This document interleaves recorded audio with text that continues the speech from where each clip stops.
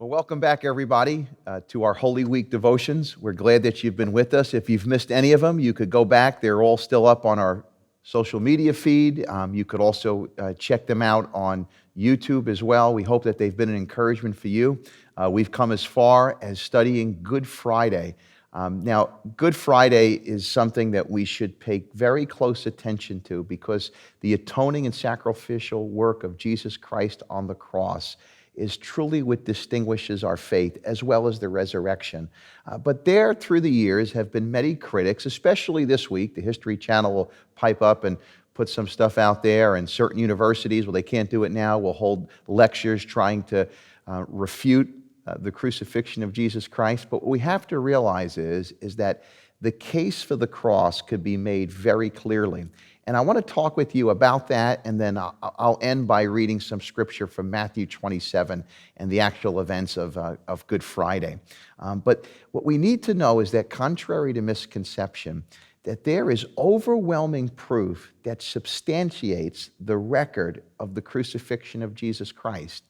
The notion that Jesus didn't die on the cross, that somehow he got off of the cross, or that crucifixion never existed, is an irresponsible way to view history. Critics, even in the higher halls of learning, all agree that crucifixion was a method of execution. Even non-biblical writers attest to the fact that Jesus Christ was executed by way of execution of crucifixion by way of Pontius Pilate. Now, when we talk about the facts and we talk about evidences of the crucifixion, let's focus our attention on the archaeological proof as well as the historical proof that talks about crucifixion. First, I want you to take notice of the fact that crucifixion is a documented method of execution. As we know, crucifixion was a vicious way of execution, a horrible death, and it began approximately 519 BC. So we're talking centuries before Jesus was executed this way. Now, the Romans didn't invent crucifixion, but they certainly perfected it. They were known for crucifying whole villages that in any way went against taxation or any way of rule that they wanted to put upon people. You know, the Romans ruled with an iron fist. There was no democracy in dealing with them. And so crucifixion was their main way for putting fear out, to deal with criminals. It was a very evil and torturous way. It was a notorious and torturous way of death. And that is a fact of history. When you study world history, crucifixion did exist. So to say that Jesus didn't die by crucifixion because crucifixion didn't exist, again, that is a misconception or a myth that people are holding on to. Secondly, historians documented the crucifixion of Jesus. Yes, all four Gospels tell us about the crucifixion of Jesus. We have Psalm 22 that prophesies about the crucifixion, as well as Isaiah 53. We have other prophecies that allude to the Messiah's suffering. But in addition to the Bible, not that we needed to believe, but it just adds to our faith, is there are non-biblical writers who talk about crucifixion. We know that Lucian talked about it. We know that the Talmud talks about crucifixion. We know that Tacitus talks about the crucifixion. We know that Josephus, first century historian Josephus, writes about the crucifixion.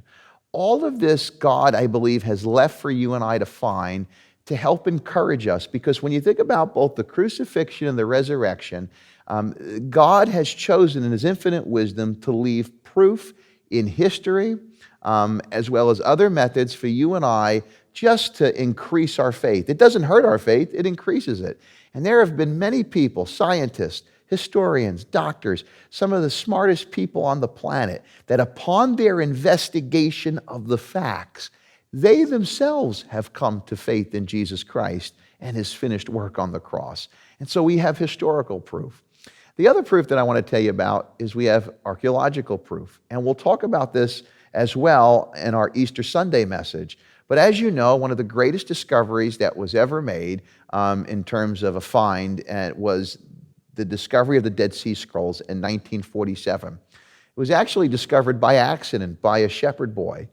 He found these jars that contained these leather scrolls, but the leather scrolls actually were protecting scrolls inside of them. Now, one of them was a 24-foot long copy of the entire book of Isaiah, which is remarkable, which includes what? The 53rd chapter of Isaiah that tells us about Jesus Christ and the suffering that he was going to go through, including the fact that he would be buried in Joseph of Arimathea's tomb. And so historically speaking and archaeologically speaking, we have facts that tell us about and make a case for the crucifixion of Jesus. Now, about the crucifixion of Jesus. If you are going to have a relationship with God, you need to have faith in what Jesus did for you on the cross. And so I wanted to read to you from the account of Matthew's gospel about Good Friday. And it's in Matthew 27, starts in verse 45. And as we talk about the historical, as we talk about the archaeological proof, here's the spiritual proof right here for you and I. And it says this, from noon until 3 p.m, darkness came over the whole land, Matthew says. Now, not some of the land, all of the land. Interestingly enough, there are those who have tried to say that this was an eclipse, but it would be impossible for there to be an eclipse because the moon was in full swing because of the Passover, and so it wasn't an eclipse. This was, without question, a total darkness that came over the earth, but it wasn't it wasn't a weather problem. It was God visiting the cross. It was a spiritual darkness as well as a physical darkness. See, at this very moment, God was judging the sins of the world, my sins and your sins, on Jesus. And so this is what it says. It says, at about 3 p.m, Jesus cried out with a loud voice, Eli, Eli, lama sabachthani. And that translates, my God, why have you abandoned me? As we will see in our Good Friday message later today, that Jesus Christ, for the first time ever, was separated from God the Father in heaven. You never see Jesus referring to his Father as just God. We have that for the first time here because Jesus was separated from God. For the first time ever, the Holy Trinity was separated. Now, what type of separation is going on here? This is what you and I would feel if we died without Jesus Christ. See, some people think that hell is going to be a big party where we're just going to hang out. We're just going to get drunk. We're going to do whatever we want. You know, the devil, he's the DJ and he's mixing the records. He's the bartender. He's mixing the drinks. That couldn't be any further from the truth. Hell is eternal separation from God. You don't want to go there. Jesus experienced separation from God, so you and I don't have to. On Good Friday, it's good for you and I because God was judging my sin and your sin on Jesus.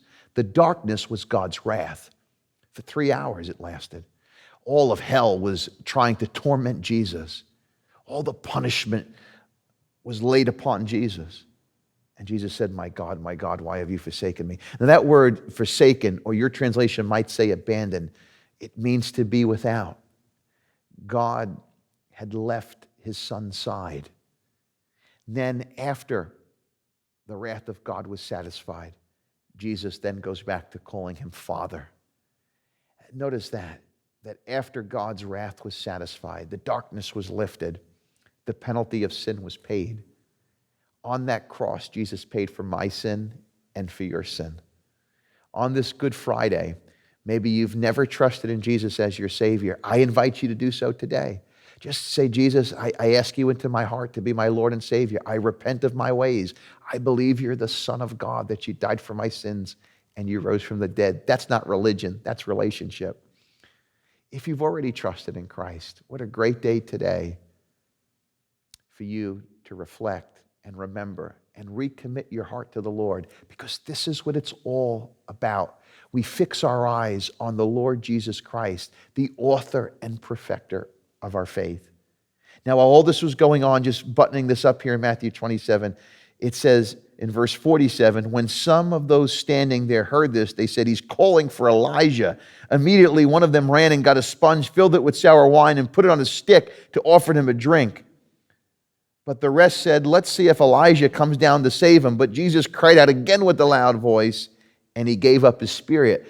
Now, marrying the other gospel accounts, he took this drink. It wasn't like an antiseptic.